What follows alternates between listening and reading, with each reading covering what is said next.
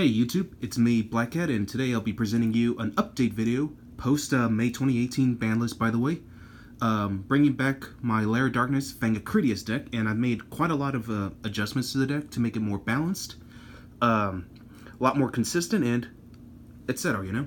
Let's get to it. Alright, so to start things off, we got, of course, triple Darkest Diabolus, Lord of the Lair.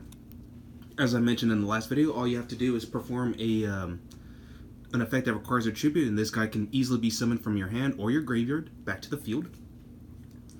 And also, he cannot be targeted by card effects, and he cannot be tributed by your opponent.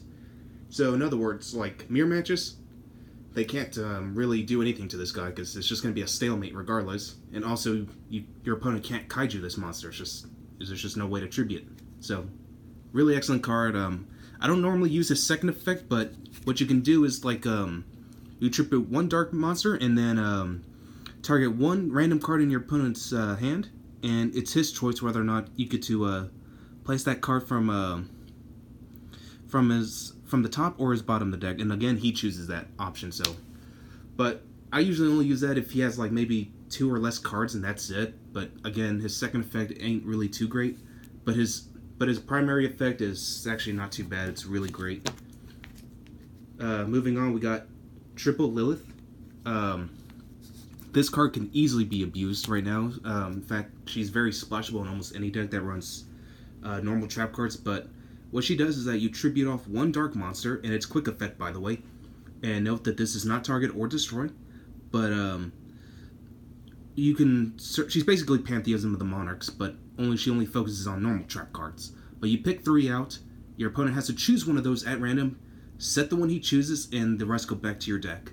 And also, if she's normal summoned, her attack points become 1,000, so she can be used for like Crush Card Virus if you do summon her that way. If you choose to, it's not really required. I normally don't do it unless I absolutely have to, but generally you just use her to basically keep doing the Pantheism effect over and over again as much as you can once during either player's turn.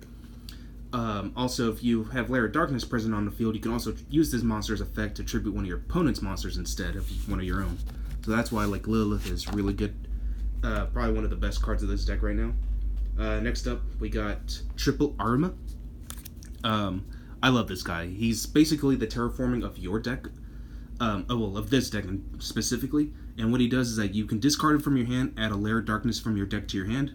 Also, if you contribute one dark monster, draw 1 card, and if you or you contribute one other dark monster except him, other than this one, and you get to add 1 dark monster with 2,000 or more defense. So this is your fastest way to bring out, one of your fastest ways to add Darkest Diabolus to your hand, because once you perform that effect, let it finish resolving, then Darkest Diabolus' effect resolves or triggers, and you get to special summon him the second you search him out. So he's really, really good.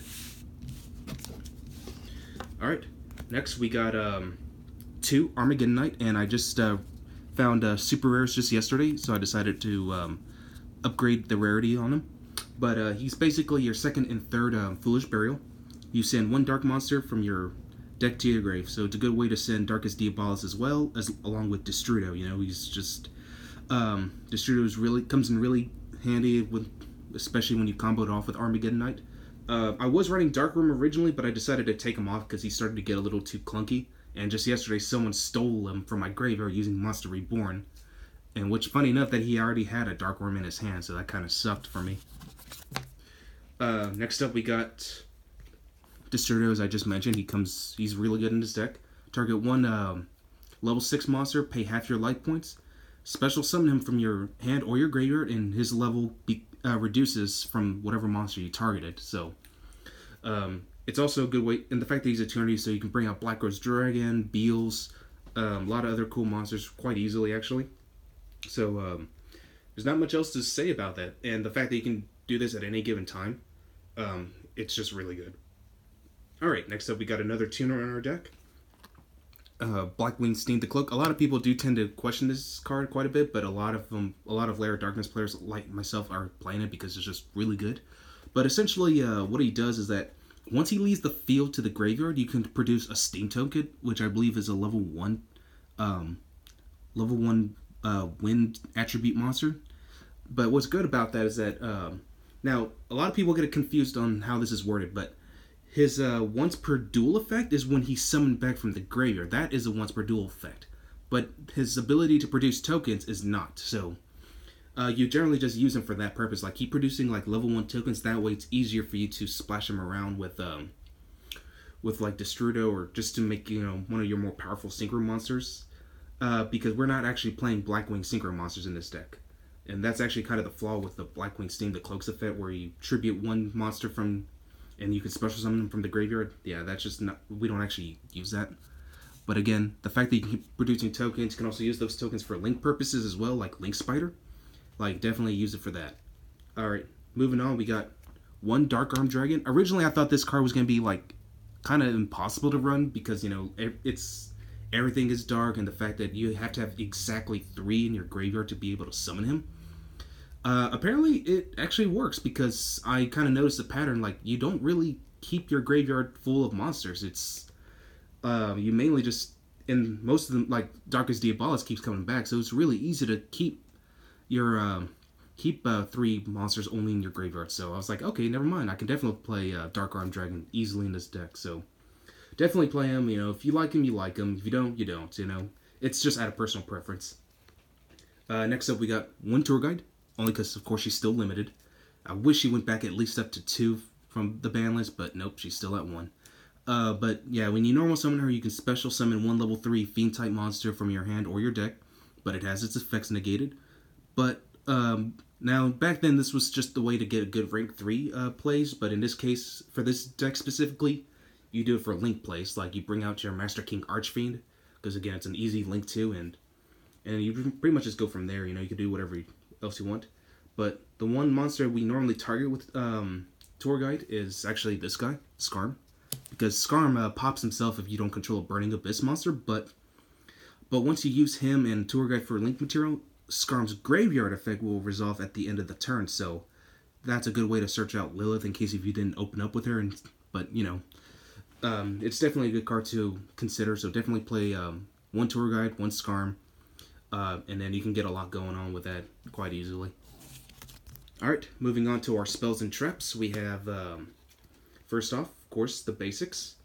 Triple, Lair of Darkness.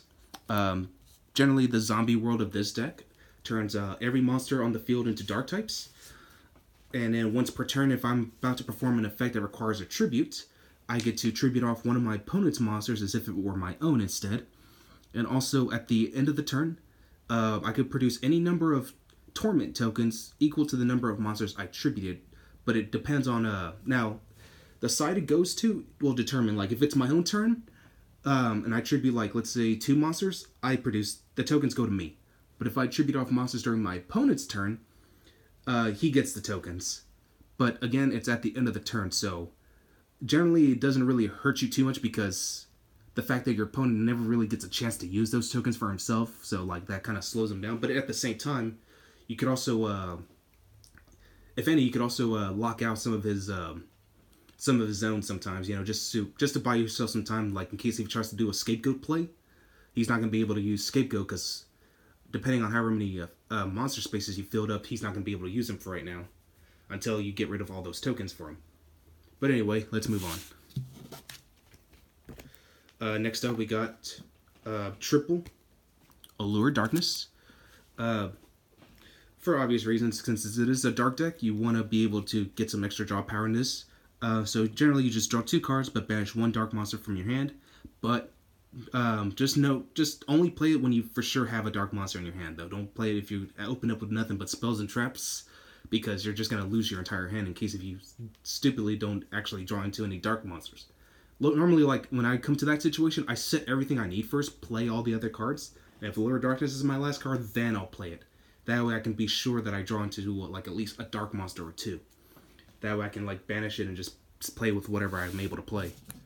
Moving on is, as I mentioned, this is the Fang of Critias engine. So, Triple Fang of Critias. It's a really excellent card. You can fuse it. You can use it to fuse to make one of the Fang of Critias monsters by using a trap card from your hand or your field as material. And yeah, just bring them out. And yeah, Fang of Critias monsters are really excellent. They're perfect for this deck because they can do so much for you, and they can defend your life points like a lot. Moving on to the singles now for the spells, we have one Monster Gate. Tribute one monster. It's basically your reasoning of this deck, and you get to excavate your deck until you find a monster that can be normal summon, and the rest go to your graveyard. So, like, definitely, like, and honestly, like, most of the time you'll probably, like, end up one of your important monsters like Lilith or Arima, even Armageddon Knight, like, right at the first couple of cards, so. But, you know, just know, like, when to actually use this card. Like, that's all I can really say about it. But next up we got Foolish Burial. You want to get, like, all your important monsters in the graveyard as quickly as you can, like Destrudo, Diabolus, even Skarm sometimes, because, like, you want to search out Lilith a few times in case the first one goes. So, like, yeah, it's just definitely important to play. We have Enemy Controller. Really excellent card in this deck because, again, like, you could, if Lair of Darkness is out, you could literally tribute one of your opponent's monsters to take control of a monster. And also, like, it's a good way to deal with problematic monsters now, like I know the top metas right now are most likely going to be, like, Gokis. True Dracos are actually still going to be pretty powerful because, like, now, because even though Masterpiece is gone, they're still going to be, like, they're still playable. I'm starting to see, like, new Pendulum builds now, so, like, Enemy Controller will definitely help you deal with problems like that. What else is there? Dinosaurs are going to probably make a much stronger comeback now because they no longer have to deal with True Dracos anymore. Yeah, there's, like, a lot of other decks, and this could also help you take out Trickstars too, actually. Moving on is One Monster Reborn. Obviously, because it's just unbanned, and you might as well just take advantage of it, right? Alright, now for the trap cards. Now, I changed my trap card strategy quite a lot, actually. I decided to go with the 2-2 and 2 strategy, which is, and I'll explain what that is. So generally, instead of running, like, playsets of any of your traps, you run two, but leave a few of them at once, because you kind of want to, like, because the whole point of this strategy is to get a win-win no matter what. So even if your opponent doesn't pick, like, the card that's only going to be at 1 in your deck, you're still going to be able to work with whatever you drew into. So with this, I run 2 Metaverse. What this card is it's terraforming, basically. But in my opinion, it's a lot better for this deck than terraforming ever was, because in case of Lair of Darkness gets popped or banished, like through Cosmic Cyclone, your deck's going to be vulnerable. You're going to be a sitting duck. So you need to be able to immediately activate a new one in case of the first Lair of Darkness leaves. So, like, Metaverse lets you search a field spell and add it to your hand, or you can activate it right away to your field. So it's just really good, and these are kind of hard to find, actually. Apparently this is a short print rare in Circuit Break, so. But yeah, if you have Metaverses, keep them. Definitely keep them for Lair of Darkness. It's a really excellent card to play. You definitely should run it. Next up, and I'm pretty happy that this card is now at 2. I think they could have done it at 3, but you know what? I take it back. 2 is, like, actually enough. 2, Ring of Destruction. Because, like, now you can amplify Destruction Dragon a lot easier in this deck, because the fact that it's now that you have a higher chance of summoning it, and also in case if you really have to, you actually need to blow up one of your powerful monsters in case someone tries to, like, Dark Hole Regeki you. At least both you and your opponent will take some damage, or you can take out one of their monsters if they can be destroyed by card effects. Definitely get rid of that, and then yeah, both you and your opponent will, like, take a hit and just, like, kind of like buy yourself some. Just kind of, like, even the score up a bit is basically what I was trying to say. Next up, we got 2 Mirror Forces.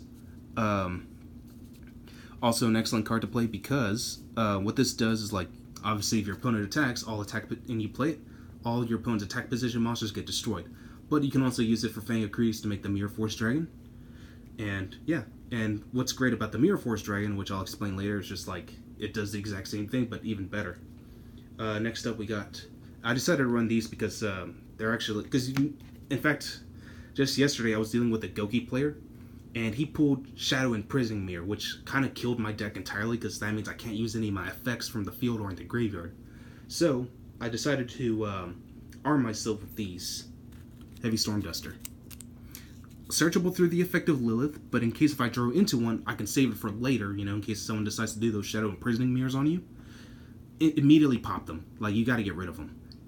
Even Necro Valley is starting to become sided. Like, a lot of people are starting to side Necro Valley to deal with this deck because I can't use effects from the graveyard if that card is available. So Heavy Storm Duster is definitely a must to play it's definitely a must for you to play for this deck. It just is. You've got to like deal with problematic spells and traps like that because you can't get around them if it locks you out entirely. And then we have 2 back to the fronts. Good way to recycle like Lilith, like especially if you're going first. I mean, me in my personal opinion, this is more of a going second deck, but you can still go first and work with whatever you got. And usually, like when I start off with Lilith only, I usually distribute herself off, make sure I get like set my board, because believe it or not, this deck is very back row heavy. But that's actually kind of the point, because you need to be able to defend yourself. You need to like throw your opponent off from like the decoys with the main trap cards you'll actually be using most of the time. But anyway, like I was actually up against a dinosaur or a True King Dino player, and I actually used this to beat him with it because I got rid of his Tyranno. Like right the second he entered his battle phase, I instantly played back to the front, called back Lilith.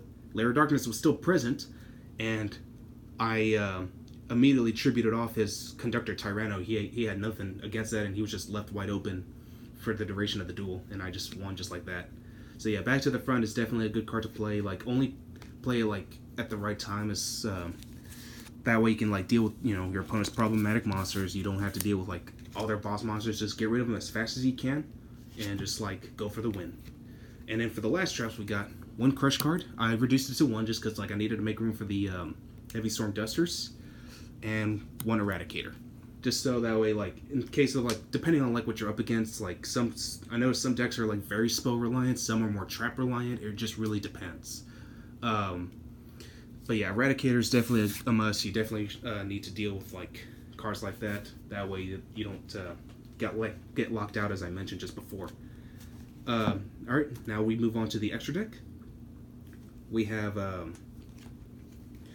now as I mentioned, now that I run 2 Ring of Destructions, I can now play 2 of these guys. 2 Destruction Dragons. A really good 3,000 brick wall. And once per turn you can destroy 1 card. Again, 1 card, it doesn't have to be a monster. Target 1 card on your opponent's side of the field, destroy it, and if it's a monster, your opponent takes damage equal to that monster's original attack strength. So it's really good for that purpose, and plus, like, again, he's a brick wall, so, like, he'll definitely guard your life points as long as you keep him safe and all that. We got 1 Doom Virus Dragon. Also reduced this to 1, because, again, I don't rely on Crush card as much as I did before. And honestly, it shows. Like, it's actually made a huge difference. But anyway, he does what Crush card does. He destroys every monster on your opponent's side of the field that have more than 1,500 attack points, and you can also just look at your opponent's entire hand and destroy all monsters with 1,500 attack points among them. And his ability will linger for 3 turns, so even if your opponent Ghost Ogres this thing, it doesn't matter, because again the effect will last for 3 turns. But I learned that after his ability expires and if he does end up going to the graveyard at any given point, if you revive him through Monster Reborn, you get to reuse his effect, because it doesn't say if he's fusion summoned, it's just when he's special summoned. And since a revival is considered a special summon, well, there you go. And for the last Fang of Critias monster, we got 1 Mirror Force Dragon. I would run 2, but I think 1's fine, because like again, you can revive it later on if you chose to. Like even with back to the front, you could revive it. And the fact that if your opponent targets any one of your cards, including this one, I'm sorry, it's an instant board wipe for him. And the fact that his ability is not once per turn, and also if this card is targeted for an attack, same thing, it's an instant board wipe. Actually, no, I'm sorry, it's any of your other monsters too. Like any of your other monsters get attacked, Mirror Force Dragon's effect will trigger off and it'll blow up your opponent's entire field. Next up, we got a few synchros.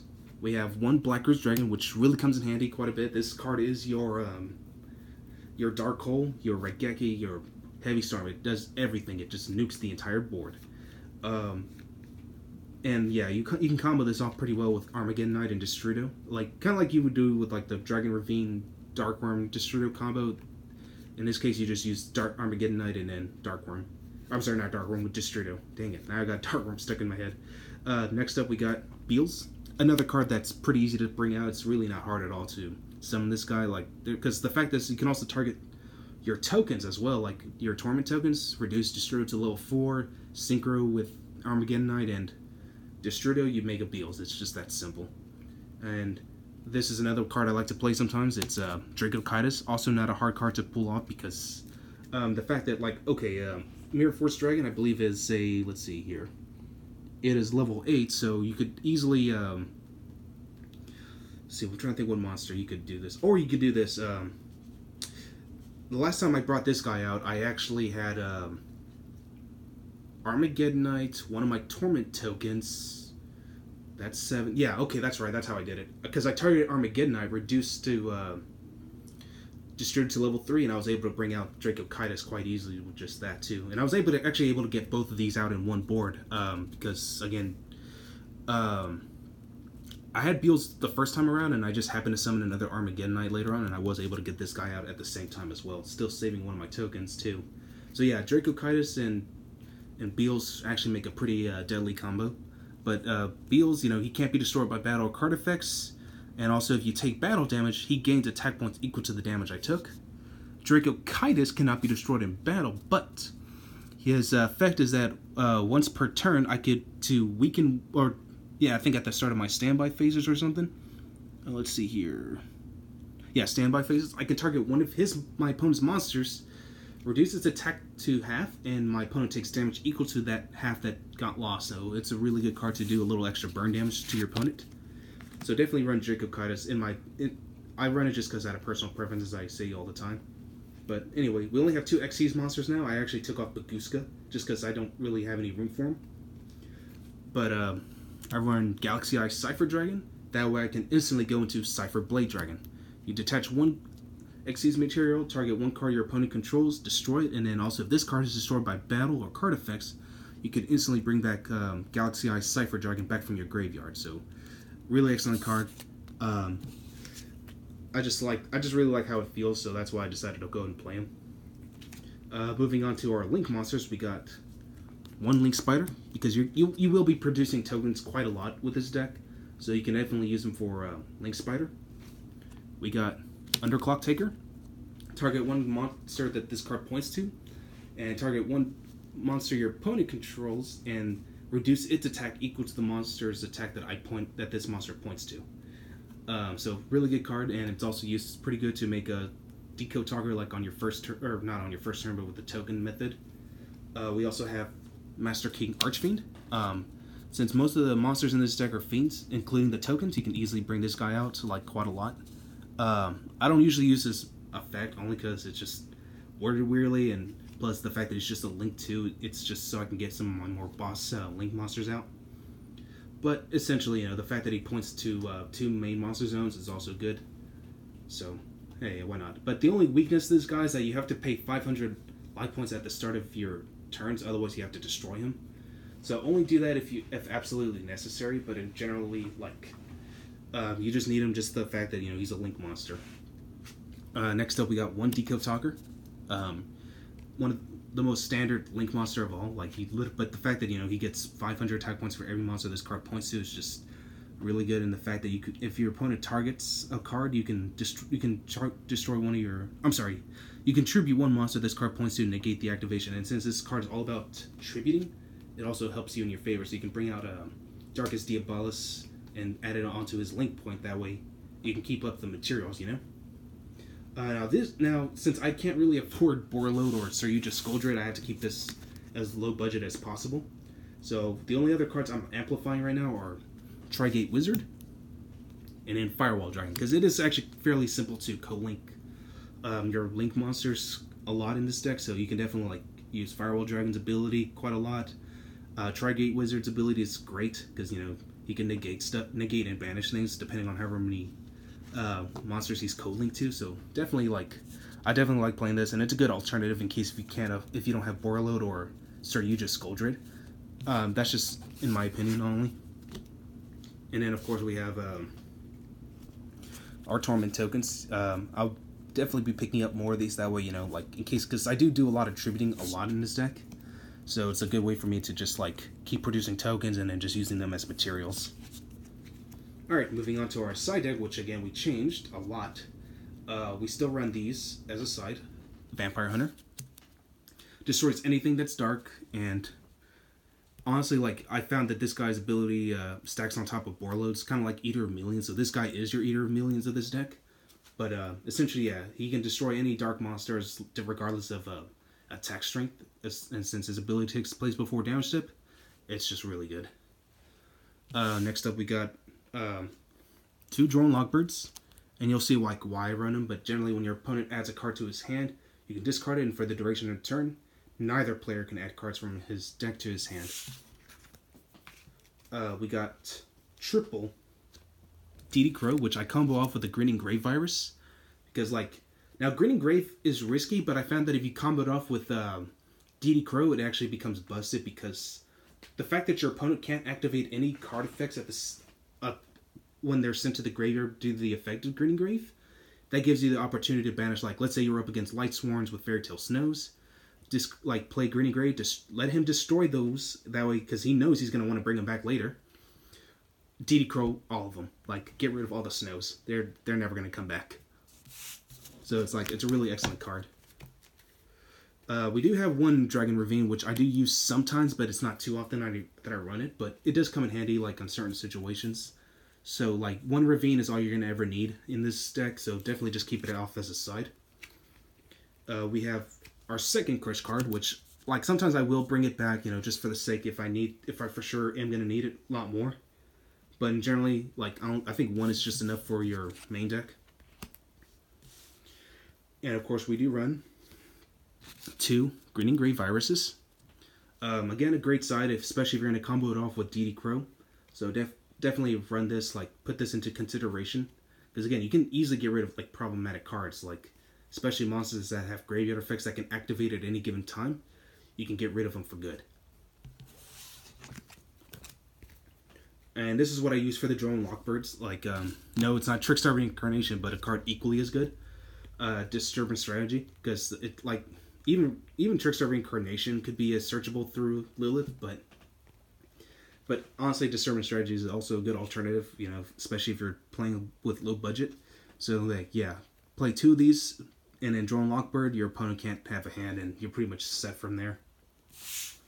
And then sometimes, you know, like, the fact that with the virus cards, you can also look at your opponent's hand, because due to their effects, it's a good idea to combo some of them off with Mind Crush, because, like, that way, not only do you also get to look at your opponent's hand, destroy, like, whatever monsters, you play Mind Crush after, you could force them to discard any cards that they can still work with after that. So it's like you're basically reducing your opponent's hand, like, quickly, you know, like, that's also why I like playing this deck quite a lot. But yeah, like, yeah, definitely try the Fang of Critias engine out, just see how you like it, and, you know, like, if you're looking for, like, a defensive deck, and honestly, I don't really consider this a casual deck, it's just, like, it's actually pretty well in par with the competitive decks right now, so, like, definitely give it a try, you know? So yeah, pick up 3 structure decks, try out the Fang of Critias, or any other engine you can come up with, and just see how you like it.